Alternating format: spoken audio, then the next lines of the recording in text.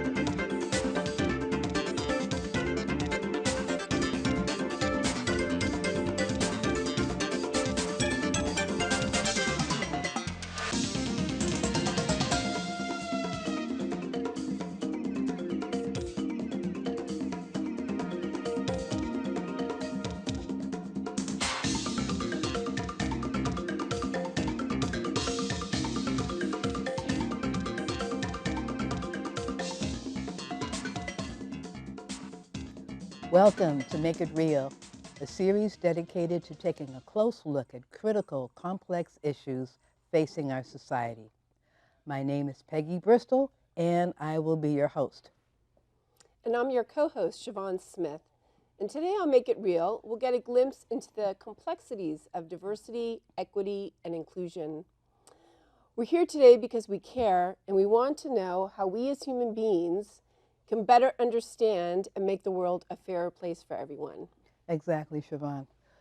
We'll be taking a closer look at DEI, what it is, what it isn't, and how it works, and the ways that it doesn't work.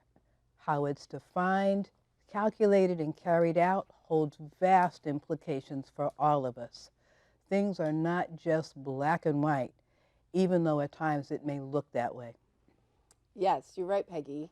I mean, DEI, it's intended to lower barriers that arise because of misread cues and initial impressions. For example, government funding, bank lending, political representation, healthcare, education, jobs, housing, and criminal justice. These are just some of the ways in which DEI can affect society. But it isn't always easy to figure out how best to implement better practices. So our guests here tonight, they all come from diverse backgrounds, and they're here to share their stories and help us to reflect on these issues. And the two of us may also jump in and share some of our own experiences as well. Each of us has at some time or other been classified or judged by a stereotype or a preconceived idea because we look or behave like some cultural, racial, or ethnic group. So after we hear from our guests this evening, the studio audience will also have an opportunity to ask questions and make comments. So we're hoping to hear from you. Yes, and to start off our discussion tonight, we're going to watch a video of an interview with Alyssa Pecorino. And she's going to give us her perspective on what it's like to deal with her particular disability. So when you hear Alyssa speak and talk about her situation, then you're going to understand why she's not here in person. So why don't we all take a look?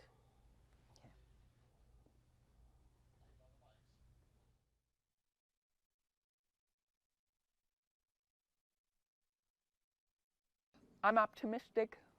I'm also very realistic in that the progress is very slow and we still have a long way to go, and progress is being made. We need to be asking questions. We need to be asking those uncomfortable, awkward questions. And who we should be asking is the community, not the special ed expert, not somebody else who makes this their profession or their career. We should be asking the individuals with a disability. I have multiple disabilities, not just deafness. Because my family is very Italian and gestures a lot, which you could probably see in this interview, it took a while for me to be identified as having a hearing loss. To this day, I still face barriers. I still do things that I've become adjusted to do to make things easier for other people. When I went to camp, I developed my identity because I was with other deaf and hard of hearing people who were counselors, directors, campers, what have you. And that's where I developed my love of camp and realized the value of camp for every individual. Tell me a little bit about Camp Via West. We offer recreational therapy-centered programs. We offer your typical camp programs when it comes to like arts and crafts or performing arts, outdoor education. It's all included in it. But we have a very therapy-centered focus to our programming. We also have a very strong basis in character development. By this I mean we don't just make a birdhouse. There's something else in there that's underlying depending on how we're teaching it. Maybe we want to build friendships. Maybe we want to help somebody build their confidence. Maybe we want to enhance creativity.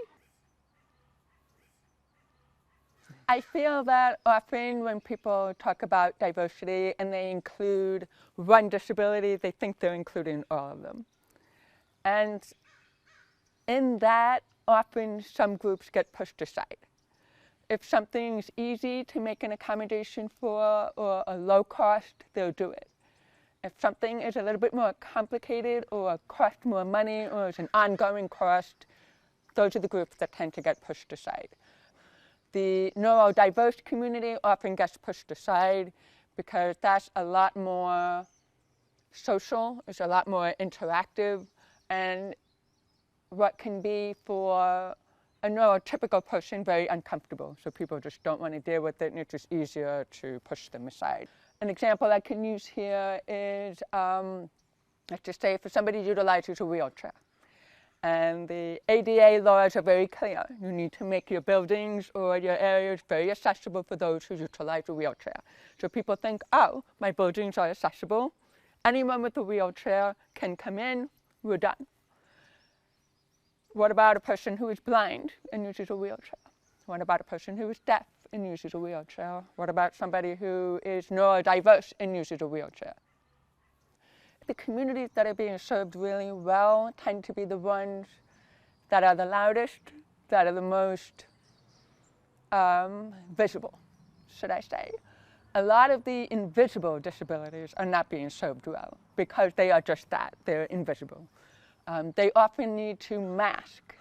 They need to cover up their disability and pretend they don't have one so that the person without the disability feels more comfortable. A wonderful example I can give of this is what the deaf community calls dinner table syndrome.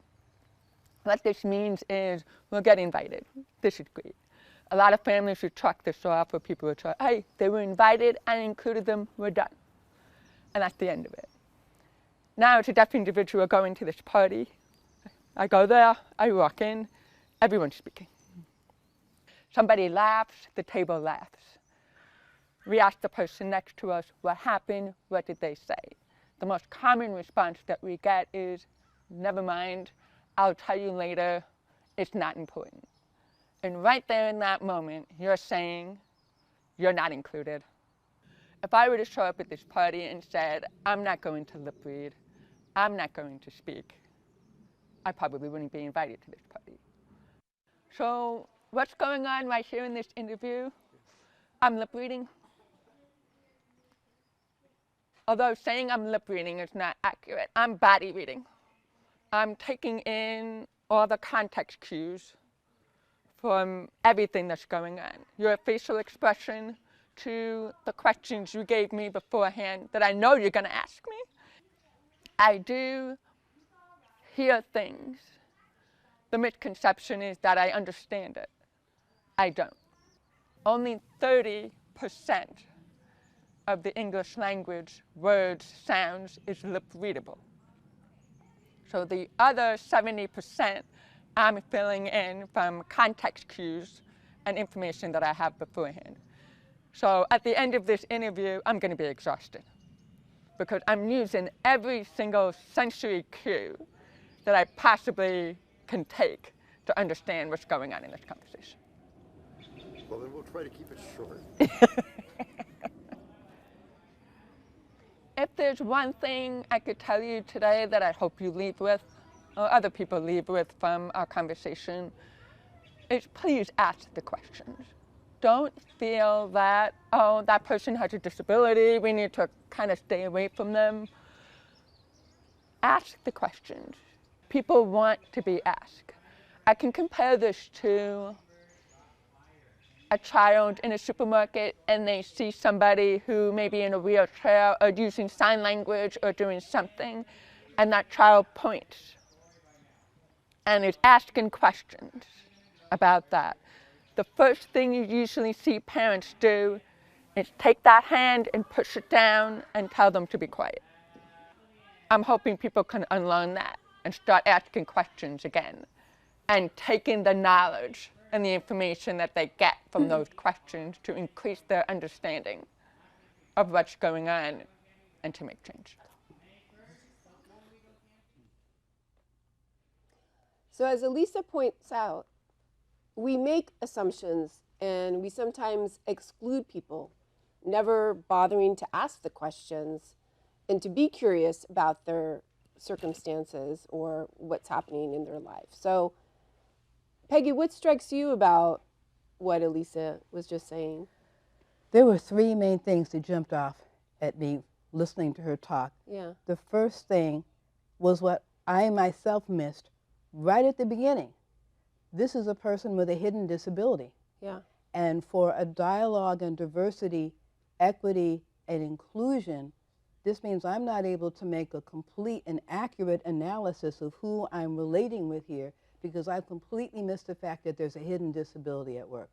Right. The second thing that hit me, and this one hurt, because it makes you kind of have to challenge, look inside your own self, Right. is that she said it more than once, that as a person with a disability, she and others put themselves in the position of trying to accommodate the rest of the world so that the rest, I'll say we, in this limited sense, so that we's don't have to feel uncomfortable being around them. So what do you need to do to make me feel comfortable being, so that you can feel comfortable being around me and I'm someone who's different in some kind of way? And that's a huge issue that goes right to the heart of diversity, equity, and inclusion when you have those kind of programs in educational institutions, in those businesses that will embrace it, because you're saying there is something there that is saying some people just need to be allowed to feel comfortable, and talking about someone who's a little different is going to make them feel uncomfortable. Oh, well, let's not make them, let's bring them along gradually, and life doesn't work like that. Right. We treat people all like individuals, and we all are capable of having a good conversation, and we all want to be included.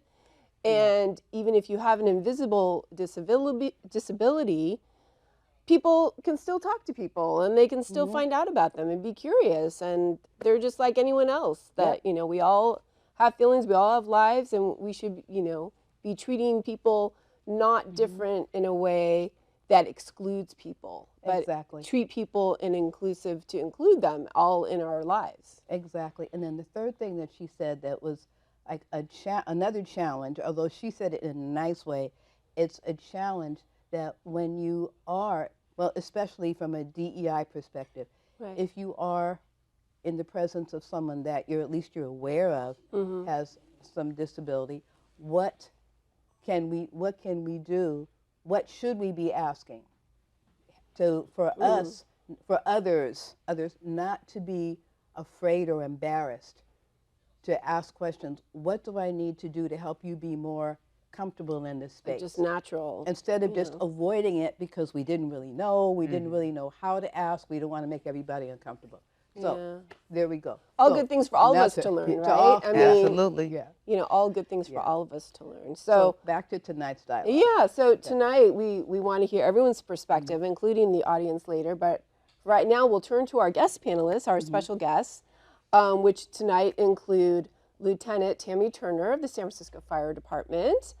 And then we have Dr. Nadya Assaf Rubinstein, a naturopathic doctor of Natural Reflections Healthcare. We also have Keisha Evans, also known as Mama Evans, a business owner of Pan-African City Alive in East Palo Alto.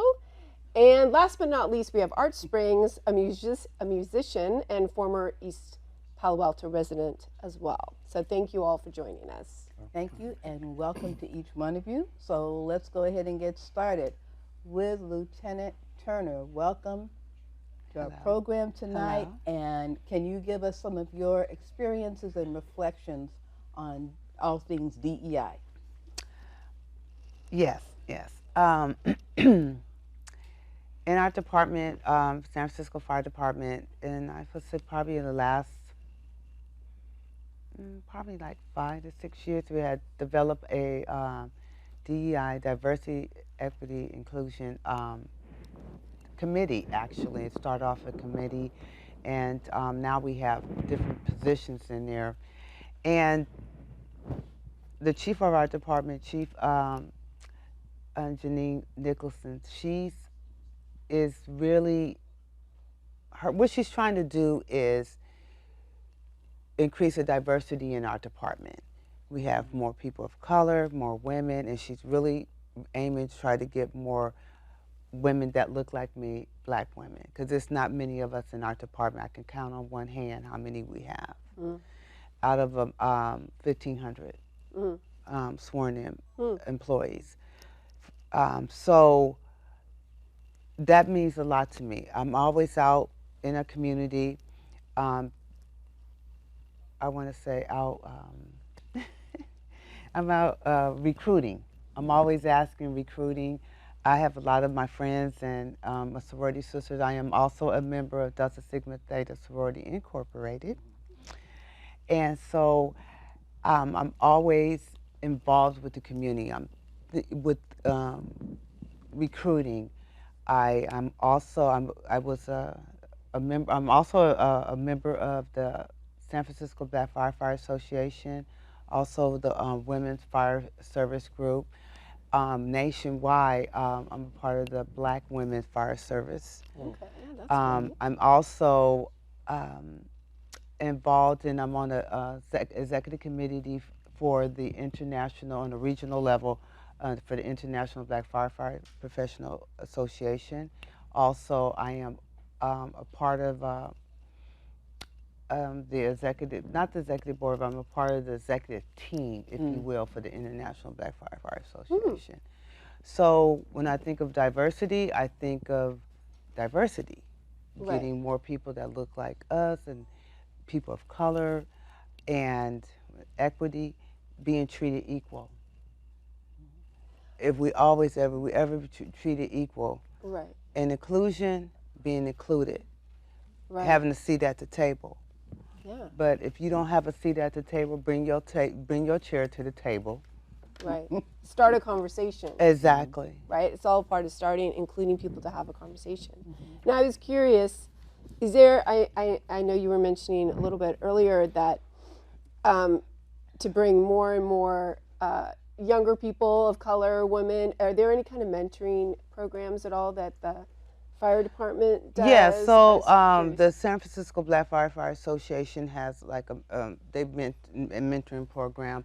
Also the women service, women fire service, women in fire service for the San Francisco Fire Department does within our department. And we have different, we have, you know, the Barbaros, we have the Asian groups, we have all different groups. So everybody is doing, it's really the plan across the board. And we have the union.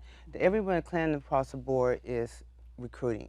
Lots of different groups and people. Yes. And so with myself, I also do a lot of recruiting with the sorority that I belong to, my sorority, Delta Sigma Theta sorority. And that's a nationwide sorority. Oh yes, yes. It's worldwide. Wow. It's international. Yes, yes. We have over 300 members. Cool. And I want to say this. So there is, I want to say, I could be quoting, I think it's 8 black women that are fire chiefs, quote unquote fire chiefs. And like 6 of them are belong to my sororities. Wow. sorority sisters. You got So- the hot sorority. But it shows for me and other people, look, you can do this job. Because I didn't think I can do this job until I met someone that is doing the job. Yeah, help pave the way. And Exactly. Show you and Shoulders that we stand help. on. Yeah. Yes. Was Great. there someone who helped mentor you or get a door open for you to join the fire department? Yes. So at this time, I had a roommate. No. Yes, I had a roommate. So she she worked for San Jose Fire Department, and her name is Karen Augustine. I want to give her flowers. So she was like, "You need to get into the fire service." I'm like, okay. I have graduated from college at that time, and I was working for Safeway stores. So I was looking to almost to go into management. I was looking to looking into getting my master's. So we go out to meet some of her friends from Richmond Fire Department, and they got a fire, and I looked, and I was like, huh. We kind of followed them to the fire, and I was looking, I said, I can do that job. That was a Friday. Monday, I signed up for my EMT course. Wow. And so it just went on from there. Sparked the fire. Yes, absolutely. But it was someone that looked like me, had to show me that I'm capable and qualified to do the job. Cool. Yeah. And I want to, again, just invite other members of the panel to come in and ask questions if anything comes to mind as any one of us are speaking. I wanted to ask you one more thing. In terms of the equity and inclusion angle, how do you feel that you are being received and respected in your work now as a Black female in a very, very non-traditional field? That's interesting. Are there, what kind of obstacles or situations? You know, I have to do my job better than anybody else. And I mentioned this earlier, so how I feel, I'm going to demand my respect. I'm good at my job.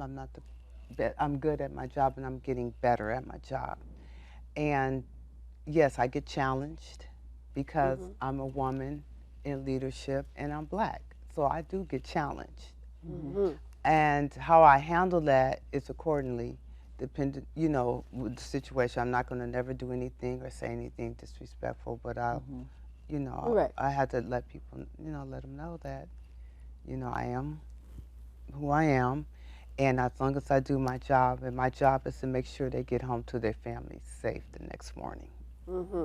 Yeah. Wow. So you're. Wow. So, and I had some situation. I have a current situation. I can't speak about it, but I have a current situation that's going on. But I have a good support system in the fire service with other friends and my family. You know, so I do have a good support system. Okay, good. Okay. Thank you.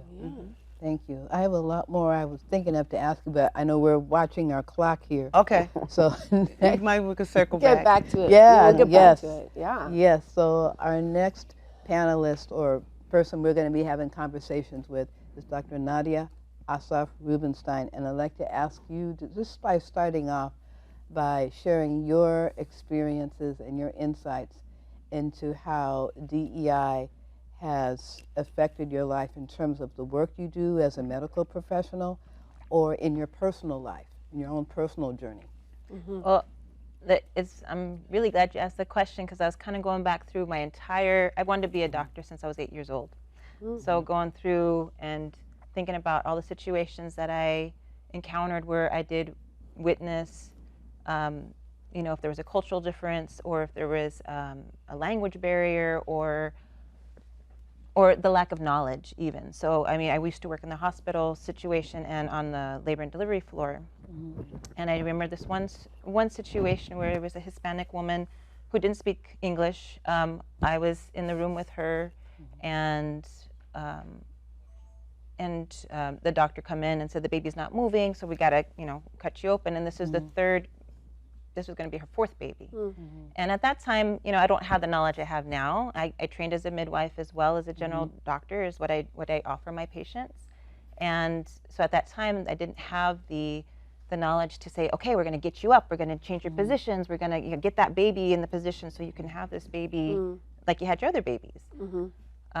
Really rude doctor came in and basically said, you have 1 hour to get this baby out, and otherwise we're cutting you. And so that was really, and I didn't know any better. And then I look back, like, geez, if I just had known better, I could have helped her differently.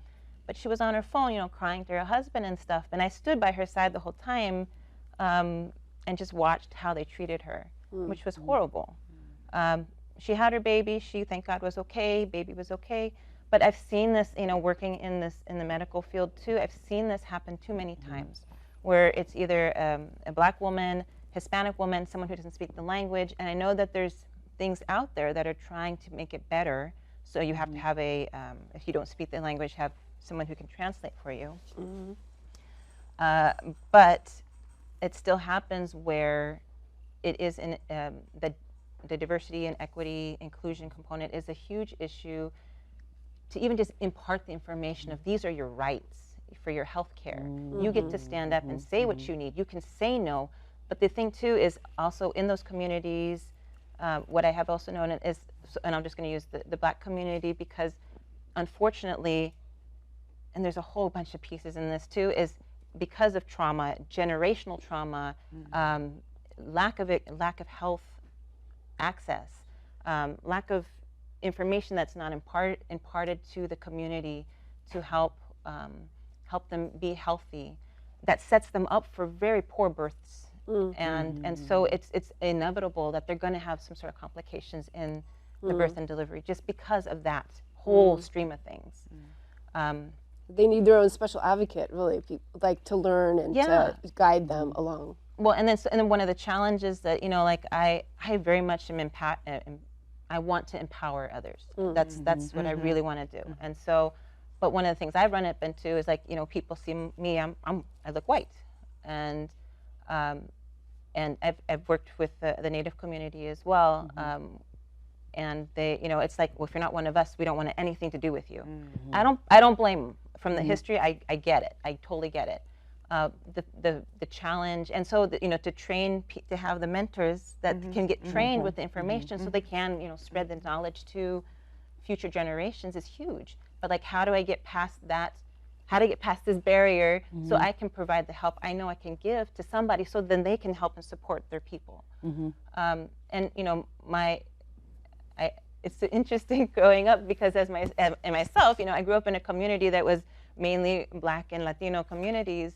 Those are my family, that's my family. And then when I moved to, actually I went to La Cañada,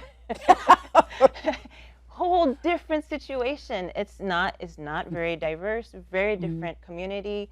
And I was complete outsider. I was not the white kid like I was in my other school. And so that was a really weird awakening. And I was just like, wait a minute, why am I not fitting in here? And then with, and I mean, there's some of the other, I know I'm putting my personal stuff in here too, and I don't want to jump back to just some of the medical stuff here. I work with all ages from birth to elder years, and so the LGBTQIA+ community,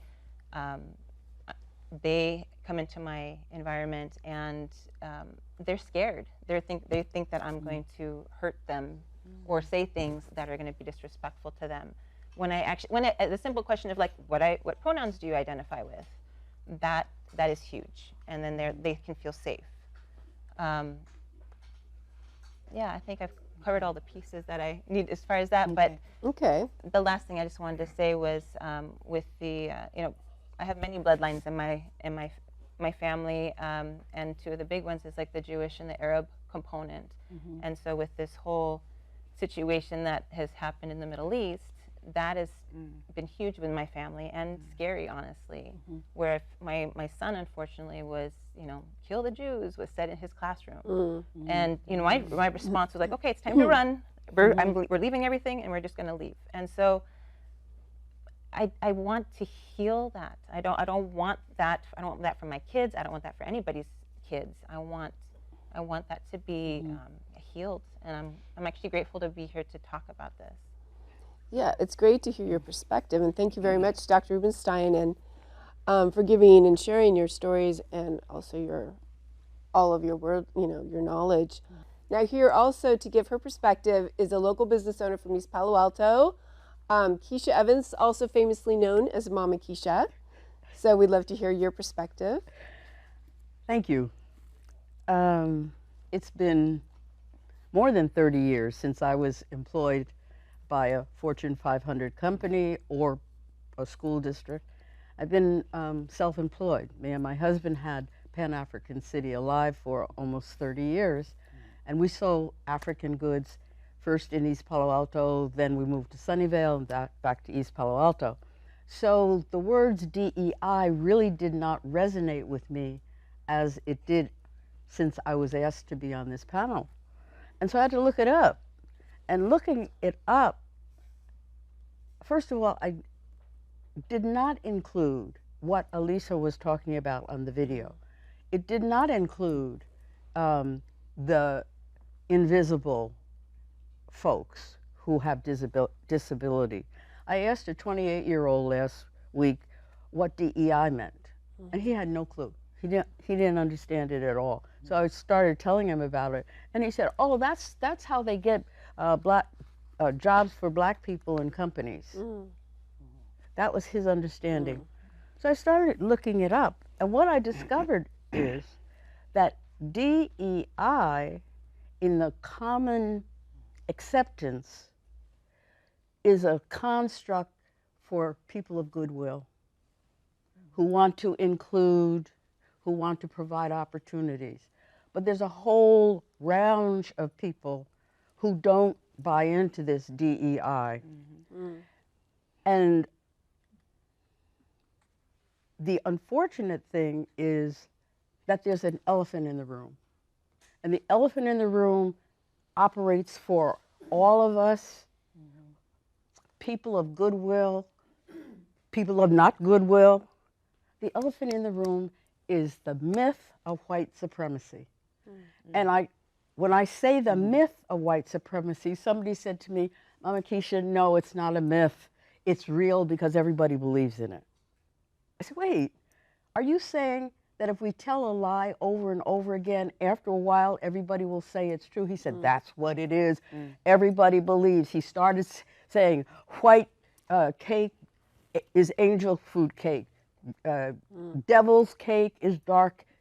The smartest kids in any integrated school are in the top classes. The dumbest kids in any school district are in the bottom classes. He started listing over and over and over all of the discrepancies that we live with every day. And we have, in many ways, accepted this myth as the real thing. There is no such thing as white supremacy. It doesn't exist. It is our willingness to accept it and go along with it. It's an uncomfortable situation. Even us talking about it right now, a lot of us are feeling very uncomfortable. I wish you would shut up. I wish you wouldn't say that. But until we face that every day, we are faced with the myth of white supremacy and try to do what we can in any way we can, where we can, to face it and try to deconstruct it. DEI ain't gonna work. It's gonna work for some of us. Narrative, change the whole narrative. Yeah, it's gonna work for some of us in a certain situation. But Tami has already pointed out a very important thing. Excuse me, Lieutenant Tami. It's fine. And that is, she had to be better in her job because she's black than white people. And we've all seen that. We've all experienced that. White people have seen it, black people have seen it, Mexican people have seen it. We've all seen it. The lighter the skin, the higher. In one job I had, all the women who wanted to go up the rung, they bleached their hair lighter and lighter. The lighter the hair, the higher they went up. And we saw that. But we have to face that that is operating like it's real. But it's not real. It's not real. There is no supremacy among races. We all have the strengths and we all have the weaknesses. It's not limited to one, but we have to face it. And we kind of, and I don't even want to do with my friends. I have white friends too. And I don't want to have to face with them where they're enjoying this white privilege. You know, my friend Peggy, I don't want to have to go there with her, but we have to go there. We have to deconstruct that myth. And so, diversity, equity, inclusion will continue to be partial until we all start looking at it. And it's not going to disappear overnight. It didn't start overnight. How about that? It's hard for us to even find where it started. Somewhere back in the 1300s, and there was fear and persecution and all that stuff, and bringing in religion to beat people up. You know, all of that stuff. But in the meantime, now we're just accepting it. The kid told me he grew up in San Jose, and he went to Tuskegee. He went in August. I saw him in December. We were at a community sale, and the audience all went inside to see the program. And so those of us who were selling were outside. He was selling with his auntie. And he told me that he loved Tuskegee. And that's Tuskegee University in Alabama that was started by Booker T. Washington and grew with George Washington Carver.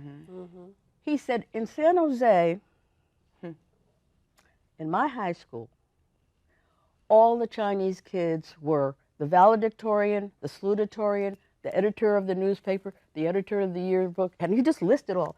He said, but when I got to Tuskegee, the smartest kid was black and the dumbest kid was black. How about that? The editor of the newspaper was black. And he was all excited about this.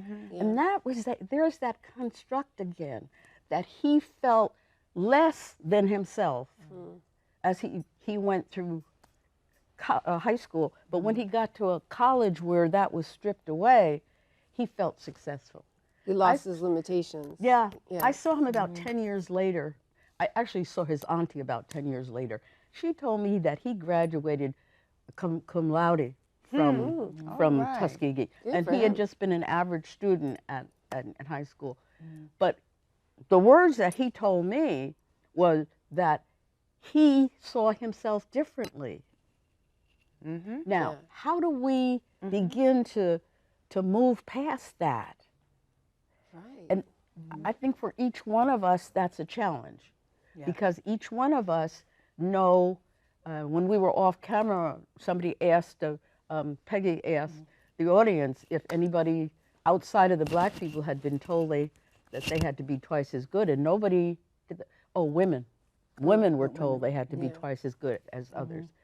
So for me, speaking to you tonight, it seems like we have to make a covenant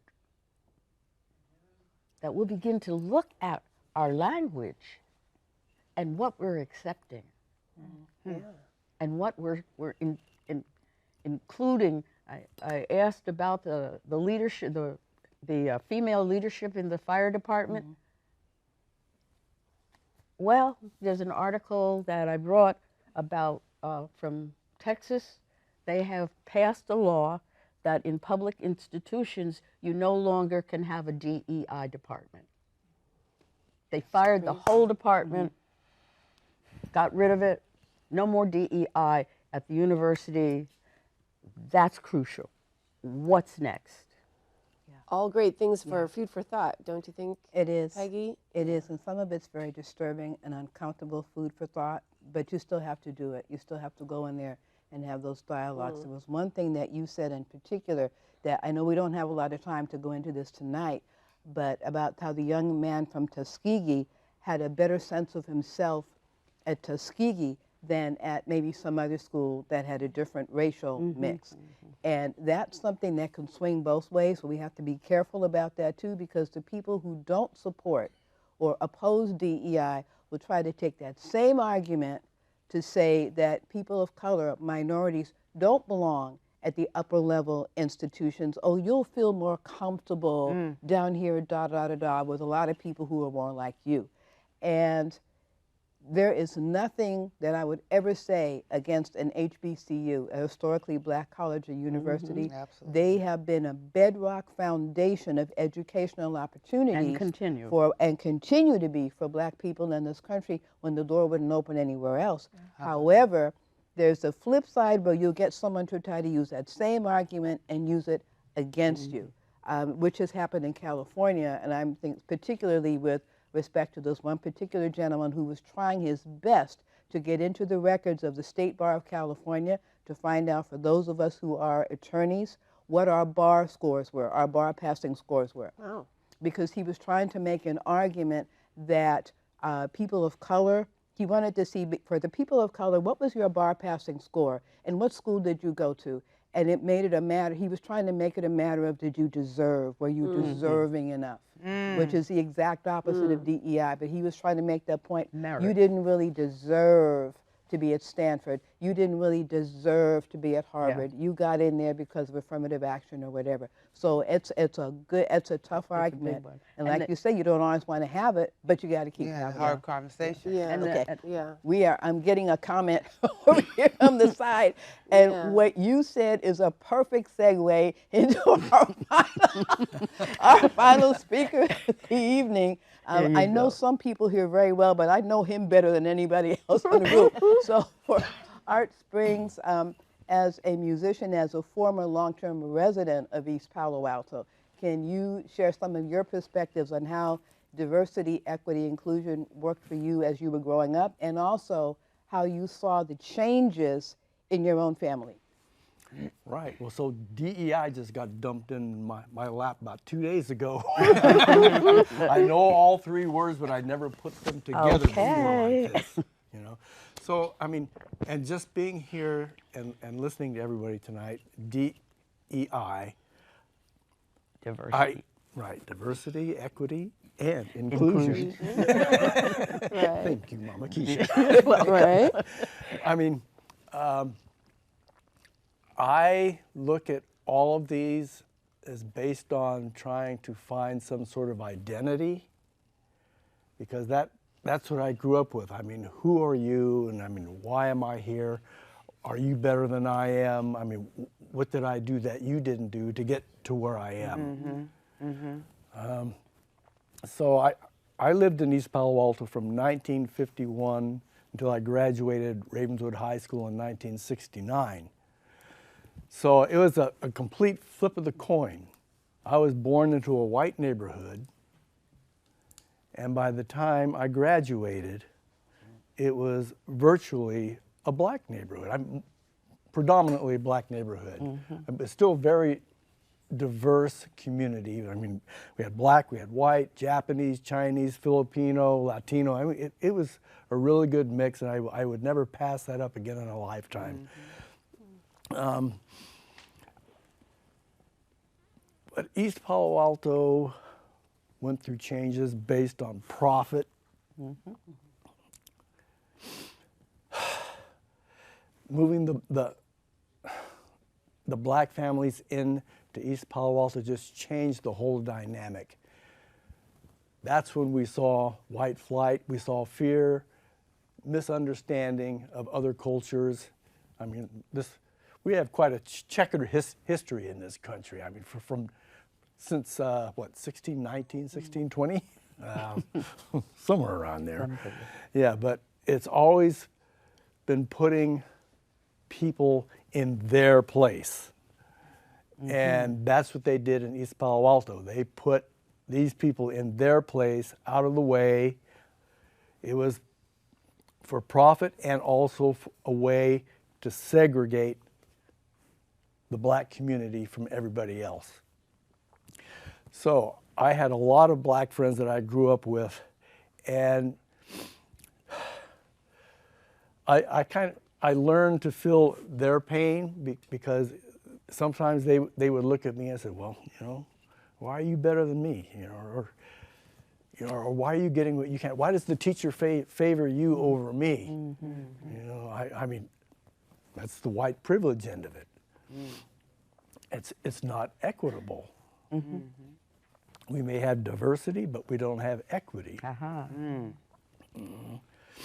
And the inclusion, for me, the coin got flipped when Martin Luther King was assassinated.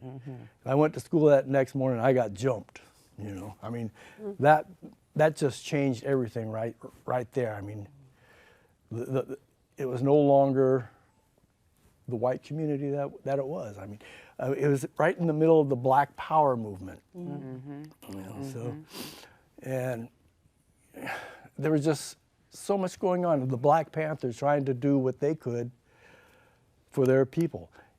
And I'll tell you, in East Palo Alto, if you were white, you're afraid of the Black Panthers coming to East Palo Alto. You know, you didn't want that there. And growing up in my household, I had to negotiate my way through, navigate. Because I was raised in a racist family. My dad was from Missouri and the whole 9 yards, you know, from the South. And you hear the N-word all the time, you know, especially if civil rights came up, you know. But I wasn't seeing that or feeling that out there in the community and having relationships with, you know, with everybody I went to school with. But still, I had to be careful. I mean, you know, I didn't want to get a whooping every day, you know, or have to get in a fight. I mean, so kind of music was kind of one of my ways of getting through, because I could relate to everybody that was doing R&B, because I fell in love with that music, you know, so. That got me all the way through graduation. What did you play? I survived. Helped you survive, right? It was your adaptability skill. You think about the black people trying to survive. Here, I'm trying to survive too. You know? What instrument did you play? I still do. I play saxophone. Okay. I don't sing. I just fake it.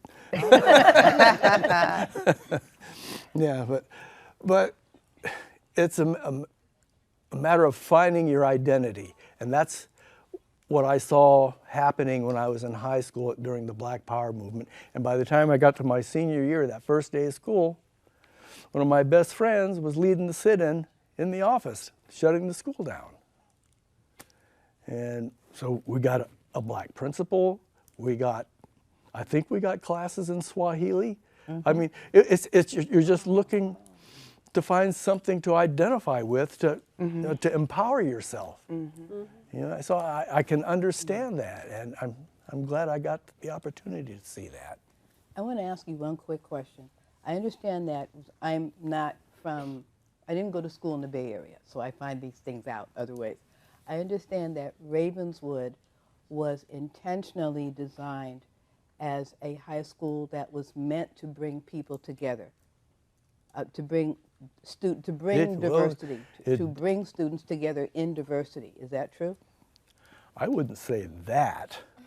I wouldn't say that. It wasn't necessarily the purpose? No. Okay. It was put there to segregate people from the rest of the... That was the problem. To segregate. Yeah, and that became a problem. Yeah. Okay. Yeah. Okay. One last question, because I see we got to watch our time. How have you seen, considering where you started from in your family perspective, where your family, as you said, they had a lot of racist views. Right. How have you seen the Springs family develop and evolve beyond that worldview? They're now MAGA. No, are there any other parts of your family that have evolved beyond that worldview? You know, possibly my family, you. Hopefully. they're pretty set in their ways. Well, They're pretty set in their ways. hard to change people. Exactly. You know, It's hard to people have yeah. to change themselves. Yeah. But generationally, even going down to the younger generations, is there more diversity in your family now? Well, yes, there is. Yeah. Yeah. It's a welcome diversity, but still, that hasn't changed my blood relatives. Yeah. The older blood relatives. Yeah. Well, thank you, Art, for your perspective. I mean, it gives a wider view of looking at it from all sides. Whiter or whiter? Well, I meant white. I said Oh, okay. wider. I just wanted to get that right. Although we can't have a I double wasn't sure what you said. entendre, there might be a little bit of a no. I meant a wider perspective. All right. WIDER. All right. However, from all different viewpoints, because you did grow up in a diverse community, but you were a little bit of a sore thumb sticking out there at the end there, and so you also have your perspective from that angle, and you know, intermixing with how that affected you. Yeah, I mean, I had very few white friends. I mean, they're all black or Japanese. You know. Well, hopefully that has enriched you then. And throughout you your know, life, and right? it was just, you know, hey, here we are. You know, we don't think about what you look like. I know you're brown. I know you're black. You know. We're all just But- people. but We're all so just what? people. You know? Yeah, just all need to be connecting. That's all. Yeah. But you know, Finding the right way. yeah. I mean, there are other ways I saw white privilege, because every once in a while we'd have employers come to our school offering summer jobs. Guess who got the jobs and who didn't? Yeah. Yeah. So Or how good of a job? maybe a little bit of white guilt in there as well, built in. Oh, there's definitely some of that in there. Okay, well, we can get more into that later as well, but Yeah. thank you, Art, again, Yeah. for sharing your perspective. And so as we've learned from Art and everyone else, that we need to embrace our humanity and resist passing judgments and making spontaneous assumptions about people, because basically, we're all people here. And as Alyssa originally had said so eloquently before, just going one step further and asking the questions, being curious about people, that makes a lot of difference to all of us, no matter if we have a visible disability or an invisible disability, or if we feel we're discriminated on the outside or the inside. We all can learn from one another. So I think we're going to open up our questions to the audience now, and see if anyone has a question. You can raise your hand, and Joe Apagast will come by and hand the mic over to you, and then we can hear your question. So if anyone's got a question, raise your hands. And if you have anyone you want to direct it to, feel free to go ahead and do that. Thank you. That's a very interesting, it's been an interesting discussion. Stand up. All righty then. DEI, and now the B has been added in, so it's the diversity, equity, inclusion, and belonging. Even though it's not that old of a concept, is already encountering backlash. And it's being dismantled as a concept before it even got past the talking stage. So what do you think about that? Are you aware of that? Do you think that DEIB concepts are going to have a life beyond the backlash phase? Is anything going to come of it? And what about reparations? Yeah, does anyone have any commentary that they would like to share, or viewpoints that... I just want to share from, participating in my children's school, what I'm seeing a lot is the youth are actually the ones, my daughter is like, hey mama, do you know this is happening? And like, they're actually educating me on some of that stuff. So I think the younger generation are going to keep it going because they see the injustices that are being done. And I can just speak for my family alone that and my kids are empowered, like if you hear something that's not okay, you see something that's not okay, you have to speak up, period. And so I see the future generation in my community, they're the ones speaking up. So even if the adults are doing this kind of stuff, I think as long as they're hearing it and it's passing on, it'll continue. You're absolutely right, what you said about DEI being under attack. And when I think of DEIB being under attack, and when I think of that, I think mostly of everything that has been just roiling and going crazy in Florida, where it was very intentionally under attack. And now a DEI, instead of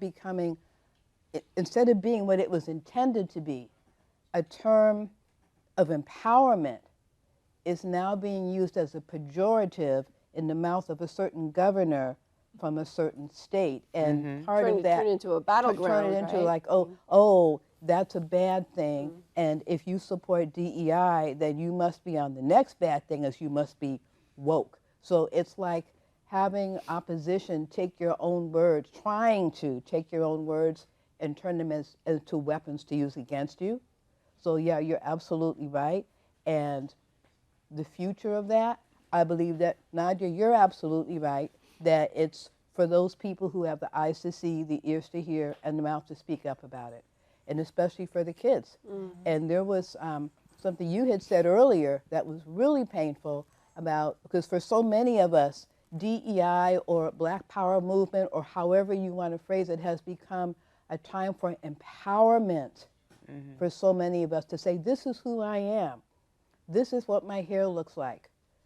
This is what my body looks like. And no, I'm not going to change it because I'm trying to acclimate to what you think a person like me should look like I'm trying to emulate you.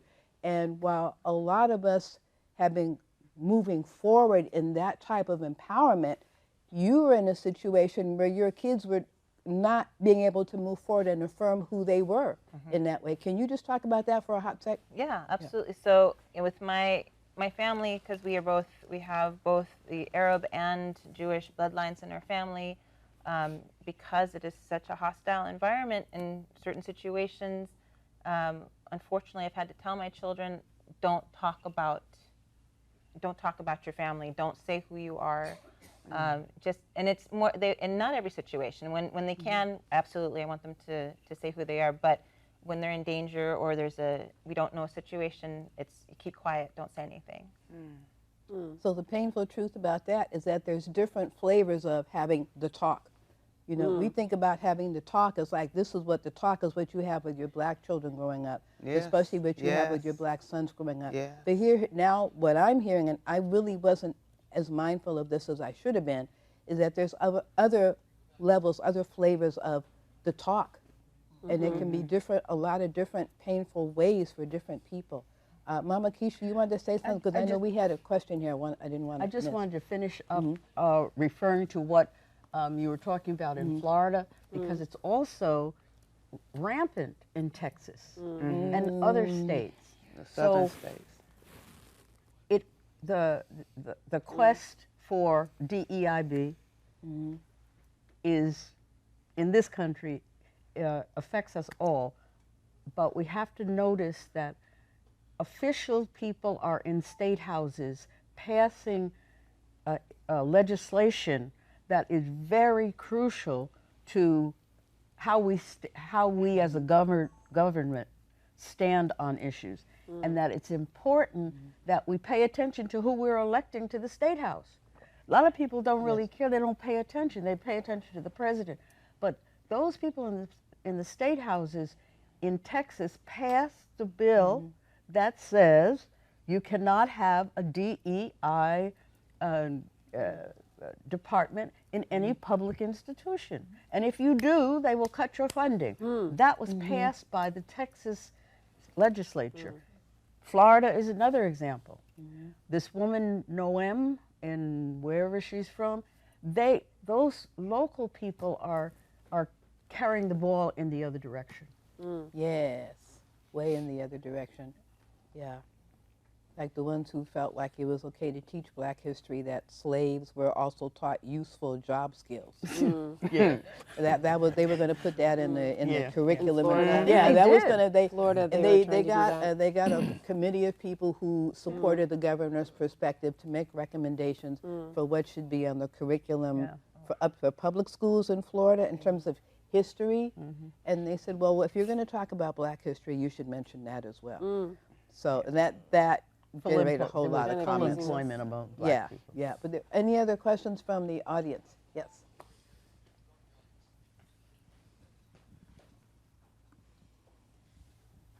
So my question is, what things do you think we can implement around different communities in the world so that women of color, women of different ethnicities, women with disabilities, just women in general, don't have to feel like they have to work twice as hard to get the acknowledgement that they need?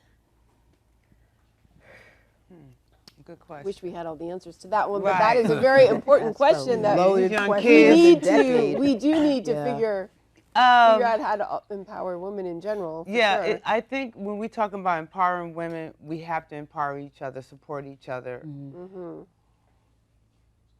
on the basis. It's this bottom line. We just have to start empowering each other, giving each other our flowers. No, you can do this, and support them in the movement, if you will. So it's going to take, it's going to start, it has to start locally here, and it has to broaden out. But I feel that we have, as women, I won't say we have completely involved, but we involved to some that we're putting ourselves at the table. We're putting ourselves in places that we deserve to be. And you have like Sherry believing Chisholm it, said, sharing it, yeah, she's supporting, like, encouraging. you know what? If it's not a place at the table, a seat at the table, bring your seat to the table. Yeah. You know, you have to make yourself be heard. You have to make yourself be out there. You know, and it's hard. Sometimes it's lonely. It's very lonely out there. And sometimes we have to take stuff for the team. Yeah. You know, I got a situation going on, and it's not really about me as much. It's about the people that's going to come behind me, paving the way, because they paved the way for me. Yeah. And I owe it back. There was a young man over here who's had his hand up for a while, and then we can come back to you now. Mrs. Keish, what was like the name of your business? Mom Keisha, What was the name of your business? The name of our business is Pan African City Alive. We sell African clothes, carvings, masks, books. If it's part of the Black community, it's part of us, and we're happy to say nothing made in China. Thank you for your question. These kids. He's 11. All right. Bring him to the store. Okay. Thursday and Friday. So I'm not going to stand, but I did want to bring up the point that diversity, equity, and inclusion is very much so an idea or a concept that is under attack. I think we can see that in popular government and legislation. We can see that in various other places in the world where people are not allowed to be their truest self. I wanted to bring attention to that very same issue, but within workplaces in regard to neurodivergence and different types of mental disabilities, which would also be classified as somewhat of an invisible disability, depending on the spectrum of which the person has the disability. So as someone who is in, that 20-something period, is also trying to set healthy boundaries and be in a space where we can pave the way for youngers behind us, I think it's important to also recognize that 90% of the time, most of the environments that we're in are disallowing for any type of diversity, whether that be in personality, whether that be in style, whether that be in mentality, etc. And you can see that in popular or in workplaces, right? So I want to say, for us moving forward to create spaces that are safe for people to indulge in diversity, inclusion, and equity, we need to be our most authentic selves. We need to show up for other people when they're their most authentic selves, and we need to set healthy boundaries. Yes. all important points. Do Definitely, for sure. Do we have time for one or two last questions right here? I think we just had two last questions. There was one and then two. Okay. Good evening. I want to bring one more aspect of inequality, but actually in the Western world, women are more empowered than in the rest of the world. And as a matter of fact, I have to recognize that women in general has a goal, a power on themselves that sometimes I see in my own wife and a lot of these ladies here, you can really accomplish a lot if you allow yourself to be really to your potential. But I want to remind you that that same power should be canalized to empower women in other places of the world, which when I hear how are subjected in other areas, the women, to the point that they are not allowed to express themselves or even to drive around, I say, you ladies have a lot of power to try to influence this disadvantage that is in other areas of the world. And I think that there is a power in the understanding of how you can really use that for the ultimate good, not only racial, but for your sisters all over the world. Excellent point. Thank you. Absolutely. I think we had one last person. No? Okay. Yep. Okay. All right. Well, I think that's all the time that we have in this session. Diversity, equity, and inclusion are definitely thorny issues that are not going to be resolved overnight or in one series of dialogues. But if all of us can take some time to look into our own hearts, acknowledge our own misconceptions, acknowledge some of the ways that we have maybe not seen other people in the best light, correct our own misunderstandings of who we are and who others are, then we can all be better prepared to take a more positive role in bringing about a more just world. So, thank you all. Yeah, absolutely, Peggy. I think you're 100% correct. We need to all open our minds and be more inclusive, including everyone, and learning more of what we don't know and learn and grow for each of us. And so we urge everybody here to learn more about this vast and important issue that we're all dealing with. And a good starting point would be to read some important information and maybe check out the website, Midpen Media .org, I believe is what it is, yes, where we do have some important resources listed there about some of our guests and an important reading list. So we thank you all for joining us here. Okay. And in closing, as with all complex issues, we all play a role in making a positive difference in our communities, regionally, nationally, and globally. We hope that this short segment has inspired you to join the movement for change or to stay involved in the movement for change, and remembering that together we will all make a difference. Absolutely. Now, thank you. Thank you to all of our guests. Thank you to Lieutenant Turner, Dr. Rubinstein, Mama Keisha, Art Springs, and thank you, Peggy. Thank you all for joining us and wanting to learn more about our Make It Real series, and we hope to see you next time. Next time we'll be discussing democracy. So, that should be a big one too, right? Okay, thank you. Thank you. Thank you to the audience. Thank you. Thank you to the audience.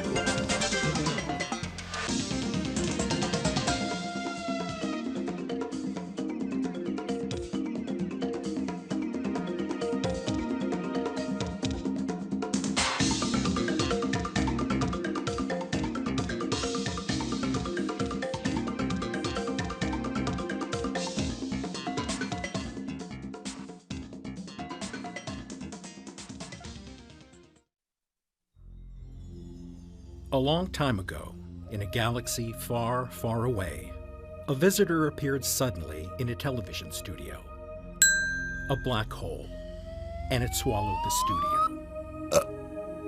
But a clever video engineer found a wormhole, and the studio reappeared recently in Palo Alto, none the worse for wear. Gravity causes surprising results.